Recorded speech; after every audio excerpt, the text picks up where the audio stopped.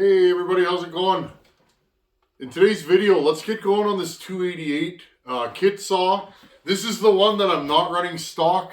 I'm going to take this saw and break it down right now. Let's show you guys the breakdown of a saw and we can go from there.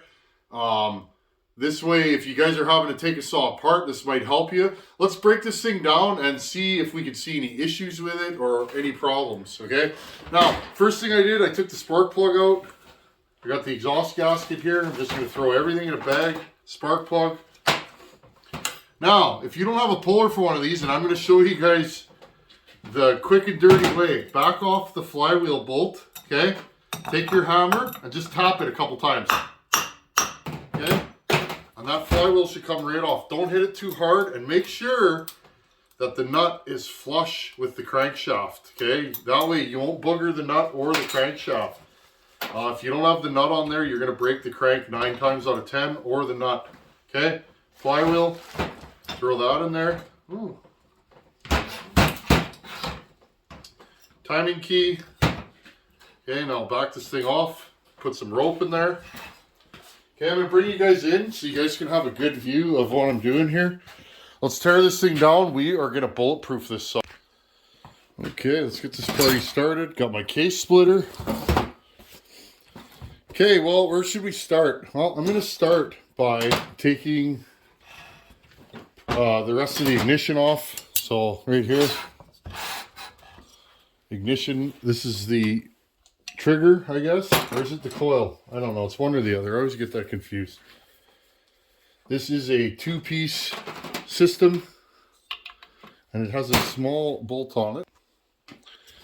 Okay, right here. I'll actually bring you guys a little bit closer. I'd like you guys to be able to see. How's everybody doing today? Got another snowstorm. And once I'm done here, I'm going to go with the baby and my wife. We're going to go to Costco. That would be enlightening or just riveting content, eh, friends? Tin Man goes to Costco. Costco's like a war zone. I say a little prayer before I go in there. It's just a crazy place. I don't know if you guys go to Costco, but I love Costco's. They got them big bags of squeakers, they're called. They're cheese curds. One of my guilty pleasures in life. Okay, take this off, air horn.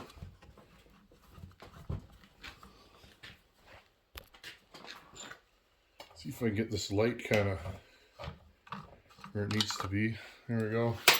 And I notice there is Loctite on most of this stuff, so the fellow that put this together, and he wished to be unnamed.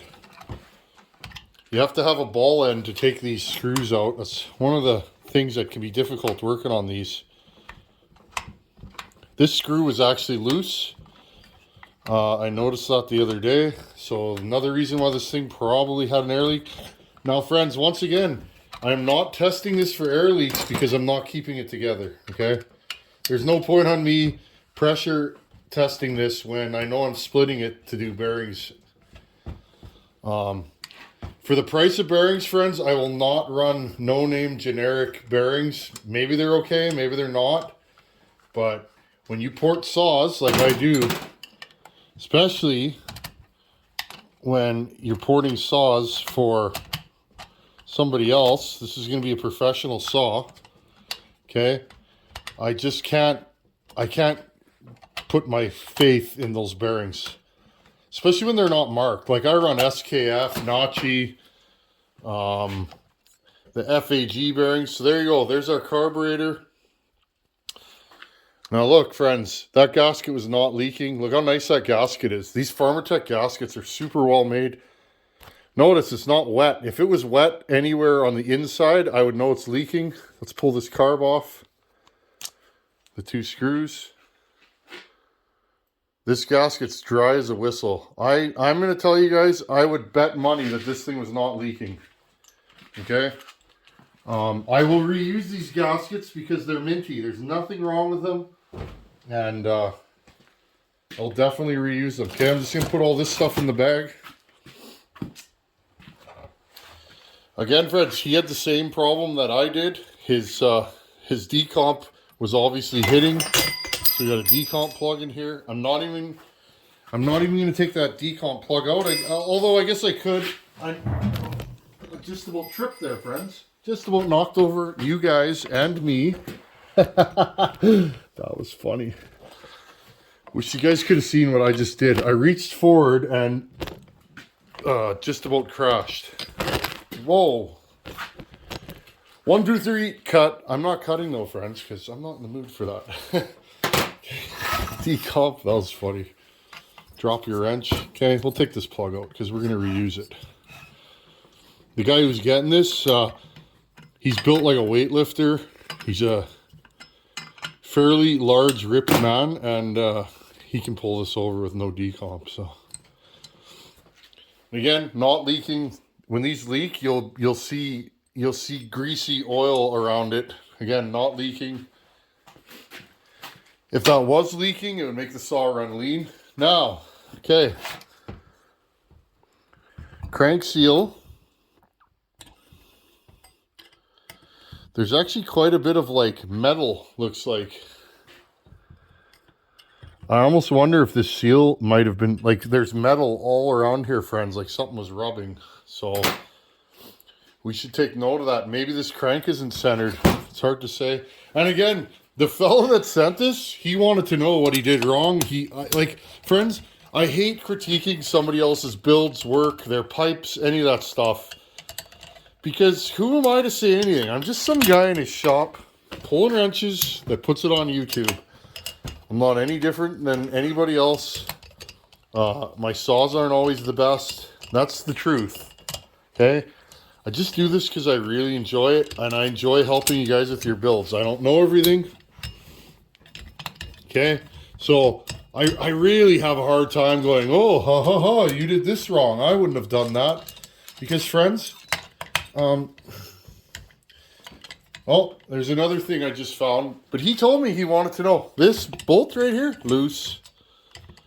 Look at that, friends. I never even unsnugged it. So, I'm going to say, friends, like, don't poo-poo these Chinese saws, okay?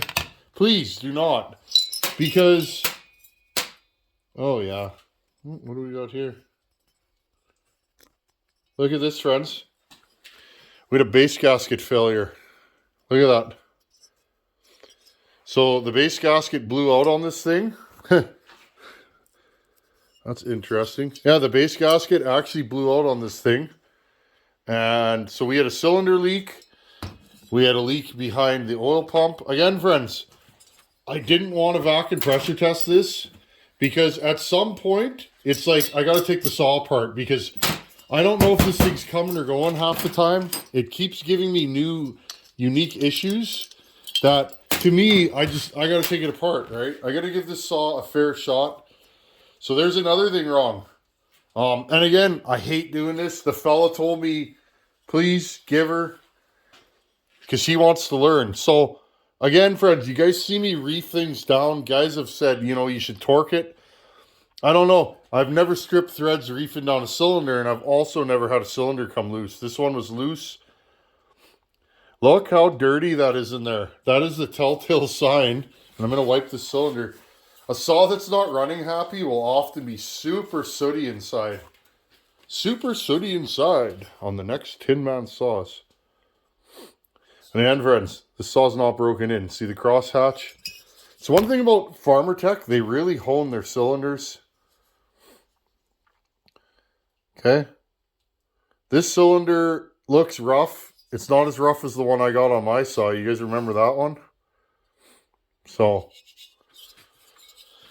again, piston. Yeah, wow, this thing's really, really dirty inside. Really thick, gooey oil on it. That's weird. Interesting. It's like a ring all the way around the piston. It's almost like it was touching.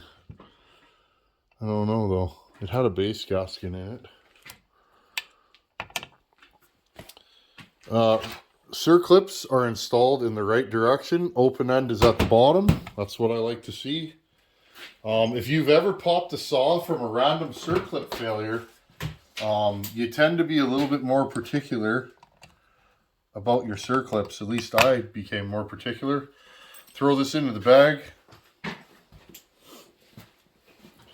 And friends, I use the factory circlips with mine. They're still running.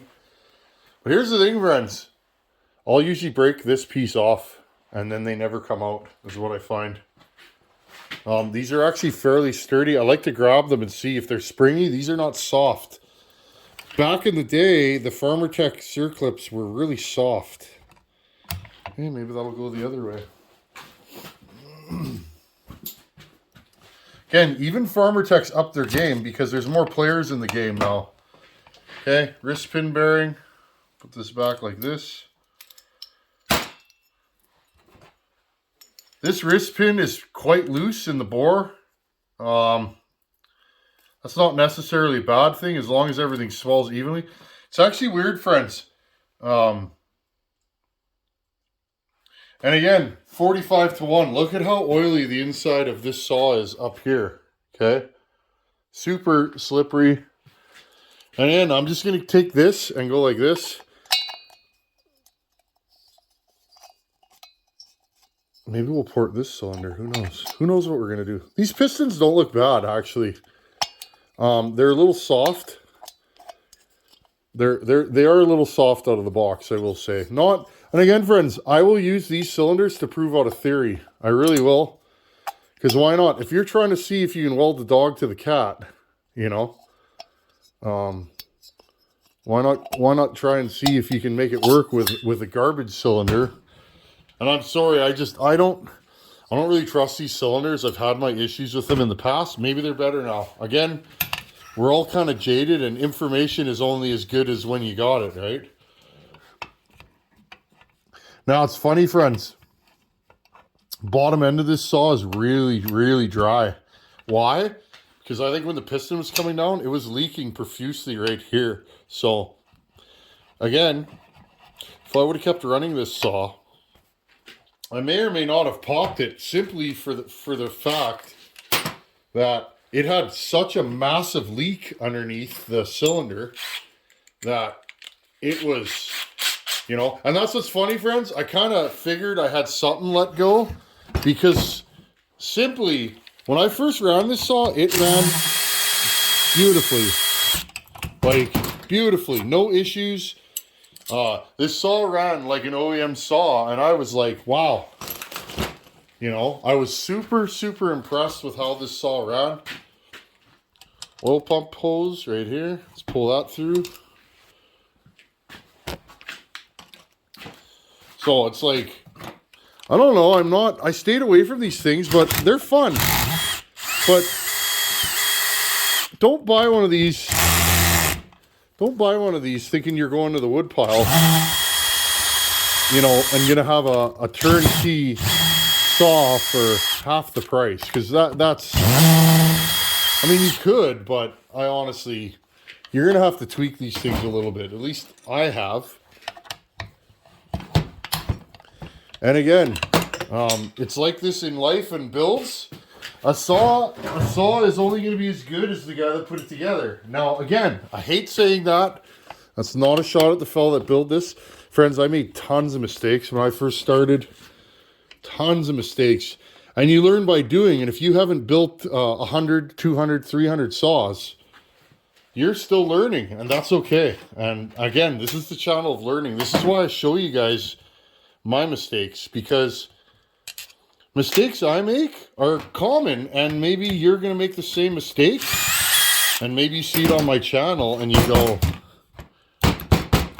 go, wow, that's what's wrong with that saw. I love when I get emails, somebody's had a saw they can't fix, and they see something on my channel, and boom, they go outside and they fix that saw, because I've made the same mistake. That's what this channel's all about.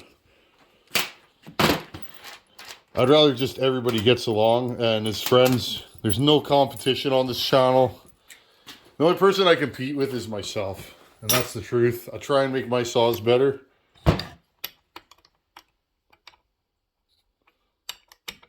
Ooh. This crank feels real sloppy. And notice, friends, this crank is turning blue already. You guys see that? This crank's turning blue already. That's funny because this saw's never been in the wood.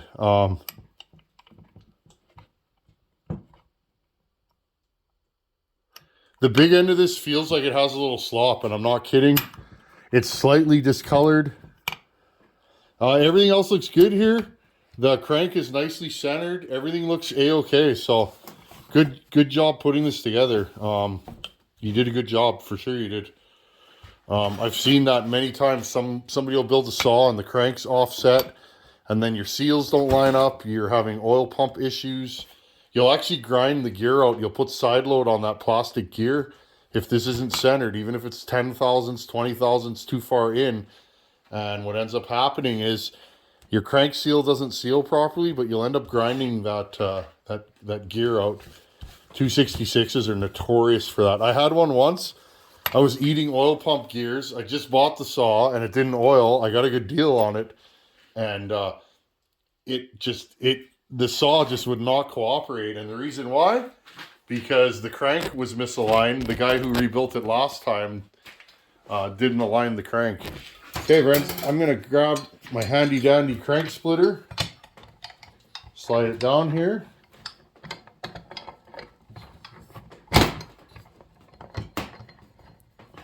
If you don't have one of these, please buy one. If you're going to be working on saws, just going to move you guys over a little bit.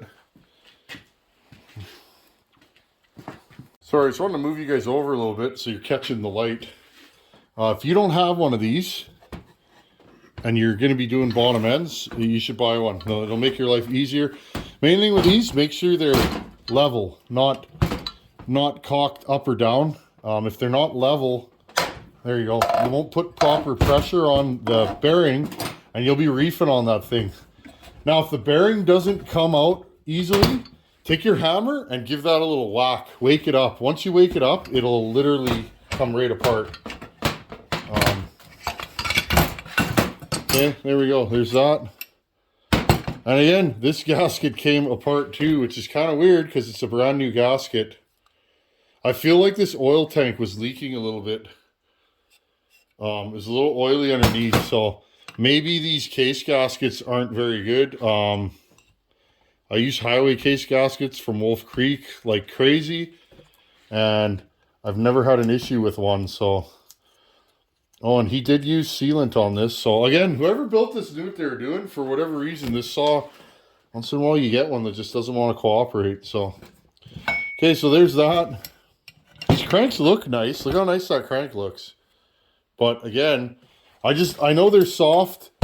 And I talked to other builders, and, you know, they'll be, you know, and I'll ask them, have you ever ported a saw with one of those cranks? It's like, yep. How did it last? And most of the time I hear, I'll never do that again, because it's like, you know, and I have ported saws before my channel that I put these cranks into. Not the 288 cranks, but Farmertec cranks. And the results were not very good. Again, see that? It goes on one side and the other side of the bearing. There we go. I was just about to grab my hammer and give her a little whack, but it decided to cooperate. I'm not sure about this seal. I'll probably replace it anyways. So there you guys go. There's our crank. Again, I'm not going to use this. I mean, it seems okay, but I'm building this for a work saw. I don't know what's all over here. There's just a bunch of something around this seal. It's gray. There seems to be like shavings in there. So again, I might be inclined to, you know, And again, these bearings feel super nice. They're like glass. They feel great actually. So it doesn't, friends, if you're me and you're going to build a saw for a buddy who cuts every day, would you rather put known bearings that you use all the time that are going to last, or risk? I mean, if this bearing lets go, that could be the complete end of the saw. I could take the cases out, and then I'm going to say, oh, those Farmertec cases are no good. When in reality, they're just fine. So again, yes, it might be a little cost prohibitive, but the NWP crank I'm going to use is like, I think it's 65 bucks. You can get those at Wolf Creek.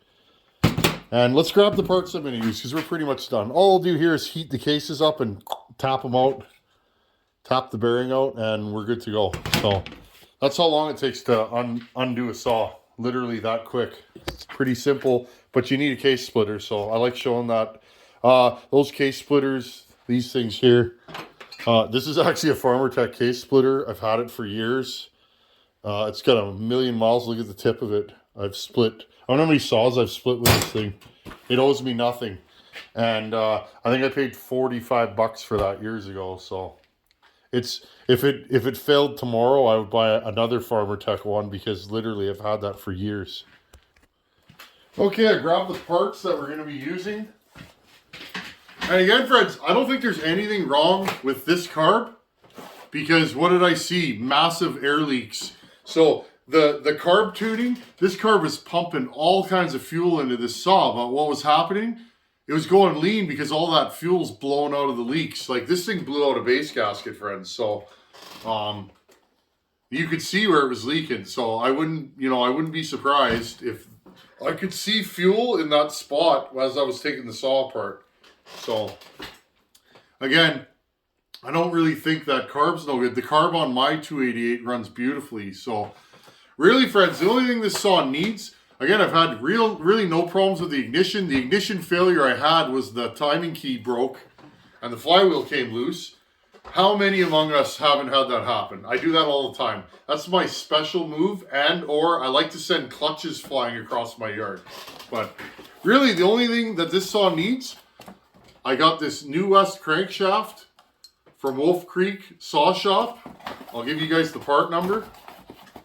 Because some people are saying, well, that kind of throws the budget off for one of these. I don't think so, and I'll tell you why. 501-81-4901, New West crankshaft, fits 288. I'm sure this will fit 394, 395, 281. Those all have the same crank, to my knowledge. I know the 394 is the same crank as the 288. Okay, so again, 501-81-4901 is the part number. I think these are like $65. And I have a Meteor 288 top end. Okay, with a set of caber rings. And these Meteor cylinders have really tiny transfers. So I'll show you guys. I'm going to have to do, I like these transfers to be giant. Okay. They're really small. They're nice though.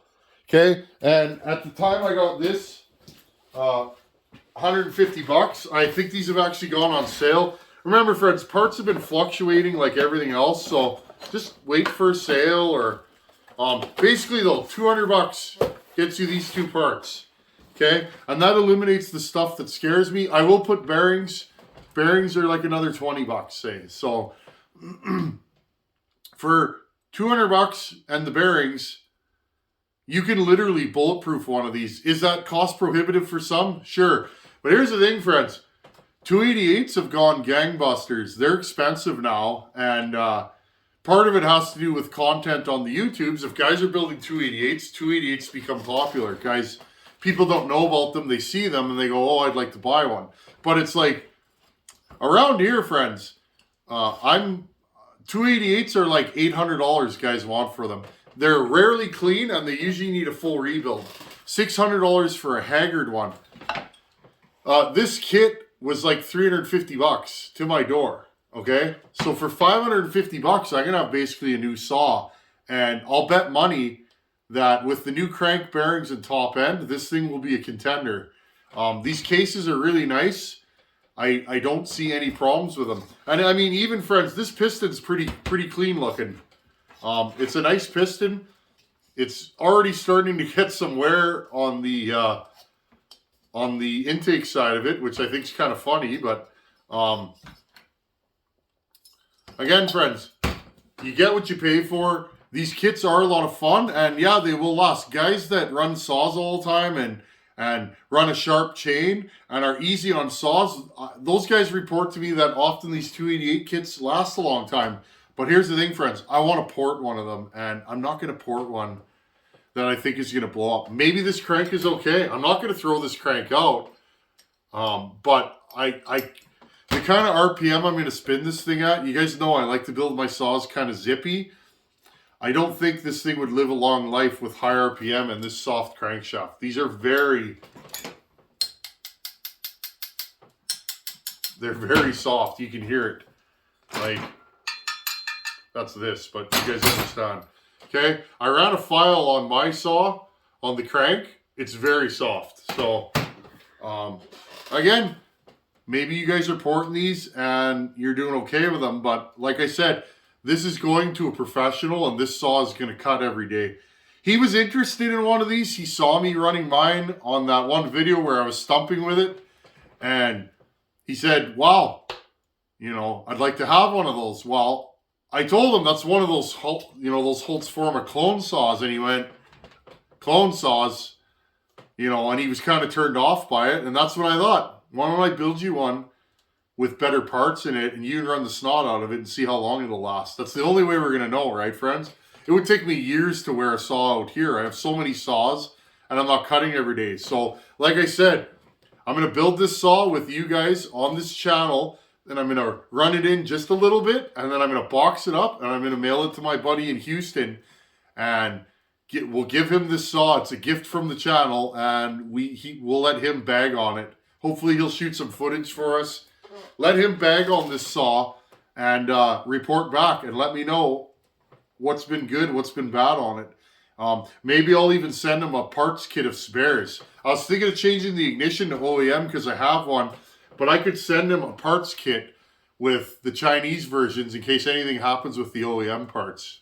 You never know, right? So, anyhow, friends, like I said, for about $550, $600, you could build this saw the way I'm building it. You could port it yourself. My How to Port a Power Saw series still gets tons of views. You could use those same moves and do it on this saw. Like I've said a million times, 2 degrees and 2 degrees is pretty safe. You raise your exhaust 2 degrees, give it 2 degrees more intake, open your transfers up a little bit, your lowers, and let that saw eat wood. And I think you'll be a happy camper. Again, friends, see these 288s? One of the reasons why they're dog stock, and they kind of are, look at the windows in the piston, okay? Here's your piston windows here and there. Look how small the transfers are. Those windows are completely blocked by the transfers. Look, this piston window only feeds the cylinder wall. It's completely, see if I can pull this out more. Okay, look at that, friends. You guys see that? Okay, when I port these, I widen these substantially as far as I can get them to try and get those transfers to feed. You do that to these and add a little bit of intake timing. And again, we'll throw a wheel on these. On this build, friends, I will completely show you the timing numbers because why not, right? And that way it's on the internet. And if you guys like the way my saw runs, you can recreate it. I have done 288s before. That last one I did, I think, what did I do with that saw? I think that saw had like a 99, 98 exhaust roof on it. Big transfers, healthy intake timing, and that saw absolutely murdered wood. I really enjoyed running that. So, anyhow, friends, that's what we're doing. And again, I will run the stock saw as often as I can. And when it blows up, I'll show you guys. And then we'll take that one apart and see what failed. Most of us that run these clone saws are not professional cutters, which I am not. I'm just a saw hack, you know, firewood hack and part-time YouTuber / saw porter. I don't put enough miles on a lot of my saws to wear them out. So I would rather run that saw in its natural element. That's usually a saw for somebody who doesn't need a big saw very often, but wants one, ends up buying one of those and runs it. Well, I'm that guy. So I'm going to run that saw the way it is. And then this one, I'm going to turn it up a little bit. Probably not super nasty, but fairly strong. I don't want to hold back on this thing just because it's a Farmertec. And let the chips fall where they may. I'm going to donate to his company and him. And let the chips fall where they may, friends. So maybe we'll even pipe this thing because he wants a pipe saw. That'll be fun. So that's what we're doing with this, friends. I'll make sure in the next couple weeks that I have enough parts and we can start slamming this thing back together. and at least get the bottom end assembled, and then let's put a wheel on it with this meteor top end, and let's see how good this saw will be. Maybe the timing numbers are really good out of the box. Maybe they're horrible. Maybe I got to do machine work on this saw to correct things. We won't know until we go there. So until such times, friends, this will be the silly Farmertec build, and that'll be the same Farmertec build, and we'll run both of them at the same time. Anyhow, thanks for watching. Take her easy. And friends, if you're looking for parts, please check out Wolf Creek Saw Shop. Ryan at Wolf Creek has been so good to this channel, and I really appreciate him. When I need parts, Ryan is always there for me to get parts. So, and he could be there for you guys too. So check out Wolf Creek. Anyhow, friends, thanks for watching. Take her easy. Later.